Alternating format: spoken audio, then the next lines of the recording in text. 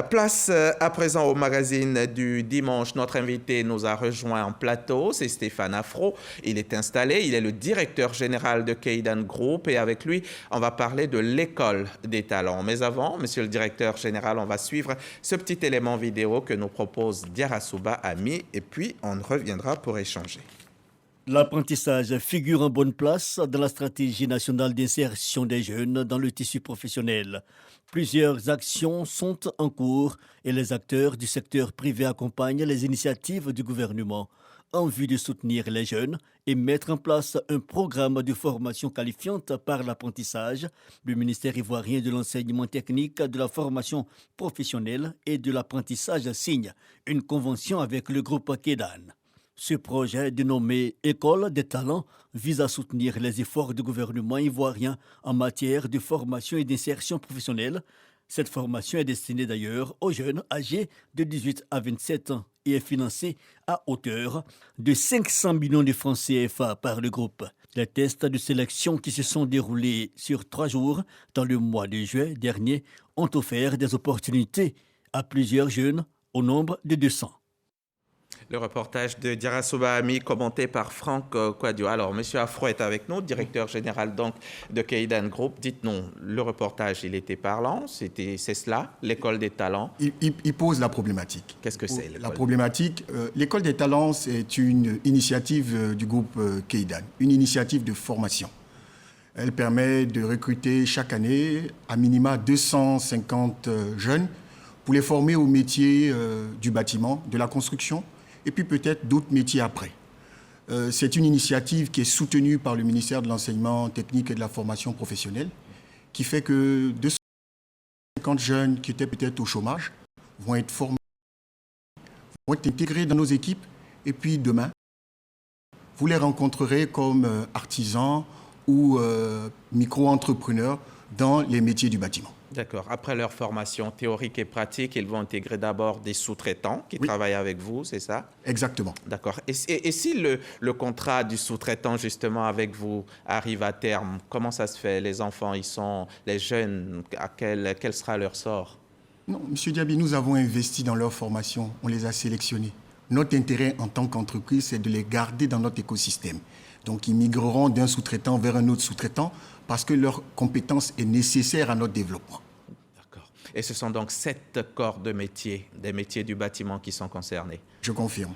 Quels sont ces métiers? Les métiers de base, maçonnerie, menuiserie, plomberie, électricité, faux plafond, ferronnerie. D'accord. Les carreleurs aussi? Et les carreleurs, oui. D'accord.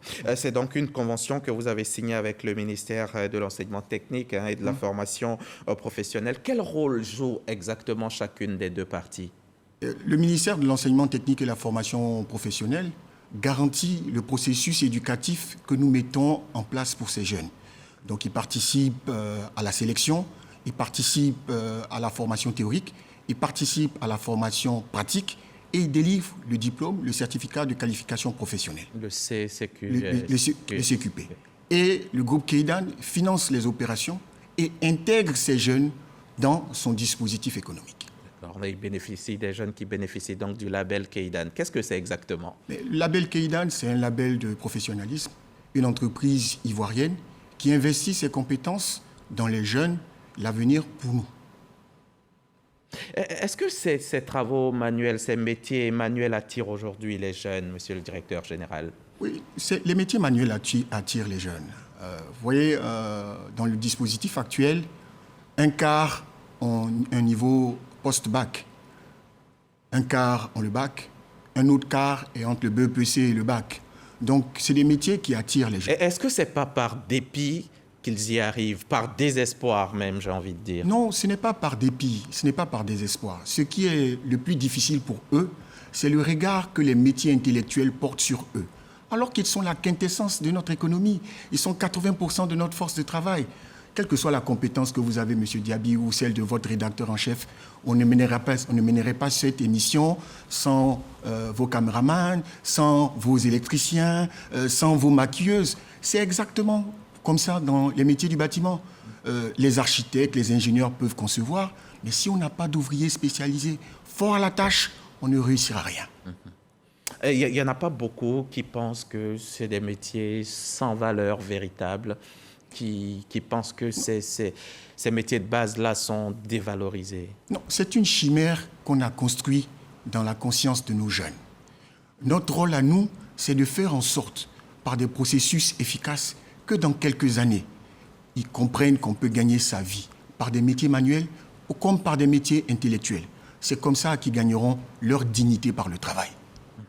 Et lorsque vous avez lancé l'appel de ces jeunes-là, lorsque vous avez fait cet appel, il y en a eu plus de 3000 qui ont répondu. Oui, quand on a développé une plateforme pour digitaliser l'ensemble du processus, il y a eu 7000 qui ont consulté, il y a eu 3000 intentions de candidature, il y a eu 1200 qui ont posté une candidature, et puis on a fait les tests, on a fait les examens médicaux, et il y en a 250 qui ont été retenus. D'accord. 3000, c'est beaucoup. 7000 déjà. 3000, c'est beaucoup. Mais j'ai entendu dire quelque part que ceux-là, la plupart, ils arrivent, ils essaient de s'adonner à ce genre de métier pour juste mettre un peu de sous de côté et puis peut-être aller passer d'autres concours ou même pourquoi pas émigrer. Mais ça fait partie des chimères de notre société. C'est à nous de tenter d'y mettre fin.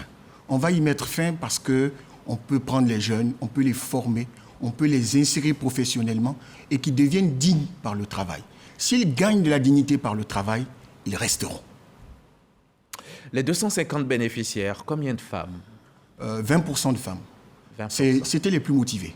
Je repartis des 1200 qui ont été présélectionnés, il y avait à peu près 10% de femmes. Mais à la fin, il y a eu 20%. Ça veut dire qu'elles étaient les plus combatives et se sont battues jusqu'au bout.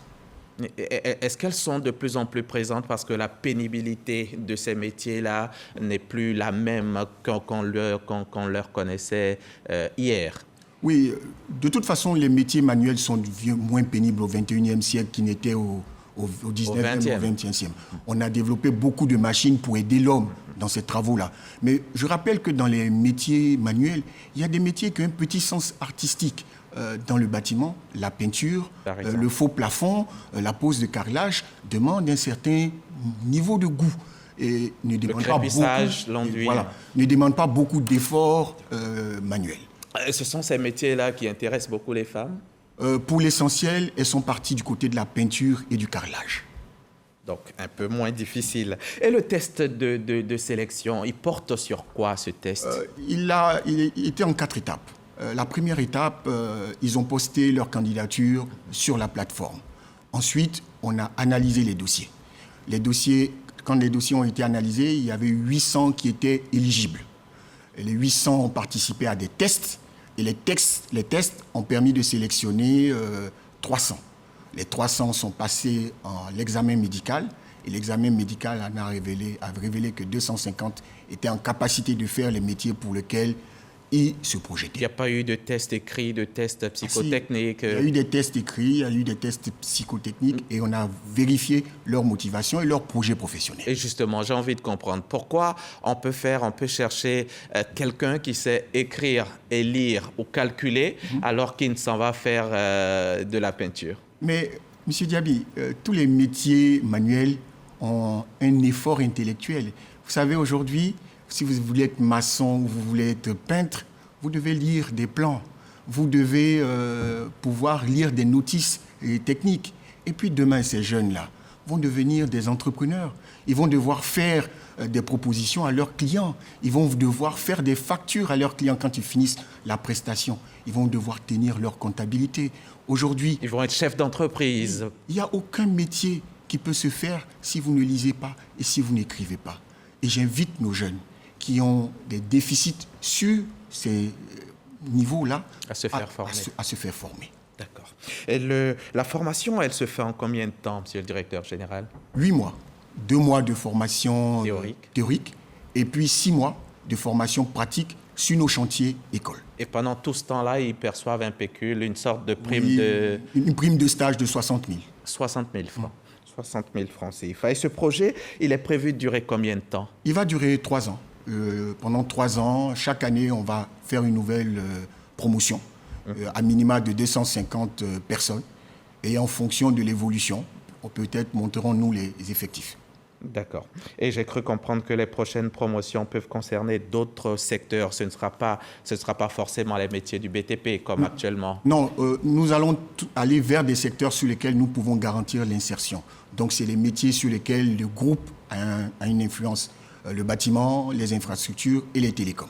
D'accord. Après la formation, après le stage pratique, est-ce que le tout sera sanctionné par un CQP, hein, vous l'avez dit, un certificat de qualification professionnelle. Est-ce que Keidan a l'exclusivité sur ces jeunes? Non, Est-ce qu'ils sont tenus par Keidan? Ils n'ont pas le droit d'aller ailleurs? Non, ils ne sont pas tenus. La réalité, c'est que la convention qu'on a signée avec le ministère de l'Enseignement technique, la formation professionnelle, on leur garantit l'emploi à la fin de leur diplôme. Après, c'est le marché qui décidera. S'ils considèrent qu'ils ont une meilleure opportunité en dehors de chez nous, ils iront voir ailleurs. Et ça, c'est un challenge qui va être important pour nos cadres. À eux de construire un environnement professionnel pour que ces apprentis considèrent que la meilleure expérience, c'est chez nous. Je vais vous poser cette question, ce sera peut-être la dernière ou l'une des dernières, avec la force que vous avez, qu'on connaît de Keidan, avec votre puissance. Est-ce que 250 jeunes sur des milliers qui ont répondu par exemple à votre appel, est-ce que ce n'est pas une goutte d'eau dans la mer? Est-ce que ce n'est pas insuffisant? Vous, Keidan, ça devrait être 1000, 2000 par an, non? Non. 250, monsieur le directeur général. Monsieur Diaby, je suis parfaitement d'accord avec vous, mais il faut commencer quelque chose. L'école des talents, c'est la quatrième empreinte du groupe Keidan comme entreprise citoyenne. On a commencé par la caravane de l'entrepreneur. On partait d'école en école pour booster les jeunes à se lancer dans l'entrepreneuriat. On a développé des capsules de motivation à l'entrepreneuriat qu'on a faites avec la RTI. On finance l'Institut de formation pour la recherche qui délivre des bourses. Donc, c'est le premier pas de l'école des talents. Pendant cette année, qu'est-ce que nous allons développer? Nous allons développer les interactions entre nous et puis le ministère de l'Enseignement technique et la formation professionnelle. On va valider le contenu de ces QP. On va commencer à identifier les enseignants qui ont à la fois des qualifications dans le métier et des qualifications pédagogiques. Une fois que toutes ces interactions seront correctement validées, ce pays présente d'énormes potentiels. Si demain, le potentiel est devant nous et nous sommes capables de recruter, de former et d'intégrer, on pourra augmenter les effectifs sans crainte. Sans problème. On pourrait peut-être aller à 1000 jeunes par an. On ne va pas être trop prétentieux. Mais si Dieu nous en donne la force, on va le faire. Vous en avez. Donc tout le monde est concerné, hein, tous les jeunes. Tous. Il y a une tranche d'âge qui est bien comprise. 18-27 ans. 18-20. Pourquoi spécialement? 18-27 ans, parce que, vous savez, en Côte d'Ivoire, l'école est obligatoire jusqu'à 16 ans. Et il y a un statut de l'apprenti, un statut juridique des stagiaires et des apprentis pour lesquels il faut faire. Après, passé 27 ans, nous pensons que ces jeunes-là peuvent être pris en charge par d'autres types de mécanismes. En tout cas, ce sont de très beaux métiers dont vous avez parlé, des métiers qui, à l'avenir, nourriront bien les hommes et femmes qui vont les exercer. Et vous, aujourd'hui, Keidan, vous permettez à ces centaines de jeunes de s'accomplir et de s'assumer. Ça a démarré, ça se passe bien, comme vous l'entendez? Ça se passe bien, ça se passe très bien. Les jeunes qui sont, pour certains, nos enfants, nos petits frères, sont des gens motivés. À nous de tracer les sillons et de les y accompagner. Demain, ils nous étonneront. Demain, ils nous étonneront. Grâce à Keidan, entreprise citoyenne. Donc, merci monsieur le directeur général.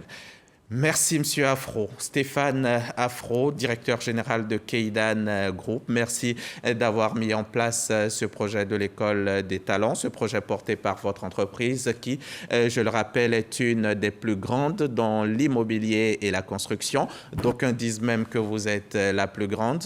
En tout cas, vous êtes un acteur majeur du secteur avec vos 420 collaborateurs, si je ne m'abuse. Je vous confirme. C'est ça, 420 collaborateurs, 2000 emplois directs, directeur là, 2000 emplois directs, c'est absolument énorme. Sans oublier la fondation Keidan que vous avez aussi mise en place pour promouvoir l'esprit entrepreneurial en Côte d'Ivoire, fondation qui a par exemple à son actif, vous l'avez dit tout à l'heure, la caravane de l'entrepreneur et même les bourses de la recherche universitaire sur l'entrepreneuriat. Ça fait beaucoup. Merci encore, Monsieur Afro, Monsieur le directeur général, et bien de choses au président de Keidan Group, Monsieur Alain Quadio. À très bientôt. Merci à vous aussi, chers téléspectateurs. On se retrouve le week-end prochain pour d'autres bons moments de télévision.